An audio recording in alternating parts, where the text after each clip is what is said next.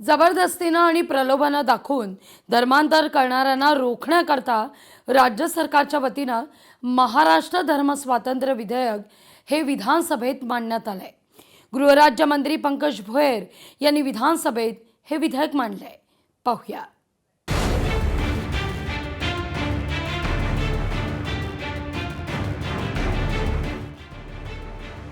विधानसभेत महाराष्ट्र धर्म स्वातंत्र्य विधेयक बेकायदेशीर धर्मांतर रोखण्यासाठी 10 वर्षांच्या शिक्षेची तरतूद।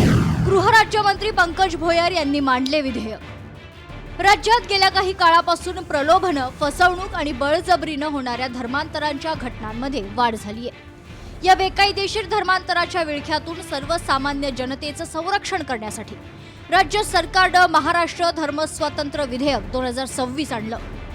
या नव्या विधेयकानुसार बेकायदेशीर धर्मांतर केल्यास 10 वर्षांपर्यंतचा कारावास आणि 7 लाख रुपयांपर्यंतच्या दंडाची कठोर तरतूद त्यात करण्यात आली आहे। अशा प्रकरणांमधील गुन्हे अजामीन पात्र ठरवण्यात आलेत।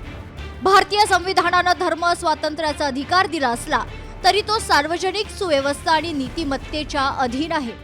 अनेक प्रकरणात भोळ्या भाबड्या नागरिकांना नोकरीचा आमिष देत मोफत शिक्षण, लग्नाचं वचन किंवा दैवी चमत्कार दाखवून धर्मांतरित केलं जाते।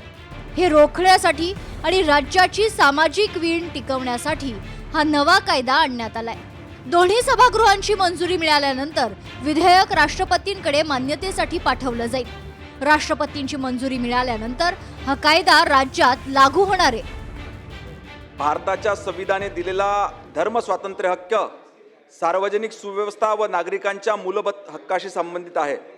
अशावेळी एका धर्मातून दुसऱ्या धर्मात बळजबरीने धर्मांतर करण्याच्या घटना मागील काही वर्षांमध्ये दिसून आलेल्या आहेत, ज्यामुळे सार्वजनिक सुव्यवस्था अडथळा निर्माण होतो व सामाजिक सलोखा बिघडतो। त्याकरिता महोदय, सन 2026 विधानसभा विधेयक क्रमांक 20 महाराष्ट्र धर्म स्वातंत्र्य विधेयक 2026 मांडण्यास मला सभागृहाची अनुमती मिळावी। नवीन कायद्यांचा अभ्यास करण्यासाठी आणि त्या संदर्भातील कायदेशीर बाबीचा अभ्यास करून कायद्याचा मसुदा तयार करण्यासाठी राज्य सरकारनं विशेष समिती स्थापन केली होती। पोलीस महासंचालकांच्या अध्यक्षतेखाली समितीनं मसुदा तयार केलाय। या कायद्यात कलम 14 मध्ये बेकायदेशीर धर्मांतरासाठी दोषी आढळलेल्या संस्थांवर बंदी आणि दंडाची तरतूद करण्यात आली आहे। कलम 9 मध्ये गुन्हे आणि त्यासाठीच्या शिक्षांची तरतूद असल्याची शिफारस समितीनं या नव्या कायद्यासाठी केली आहे। बेकायदेशीर धर्मांतरासाठी दोषी आढळलेल्या संस्थांवर बंदी आणि दंडाची तरतूद। जबरदस्तीनं धर्मांतर करणाऱ्याला आता 10 वर्षांचा तुरुंगवास, 7 लाख रुपयांपर्यंत दंडाची शिक्षा होणार।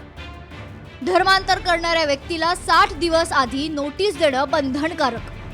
विहित कालावधीत घोषणापत्र सादर न केल्यास धर्मांतर अवैध ठरणार।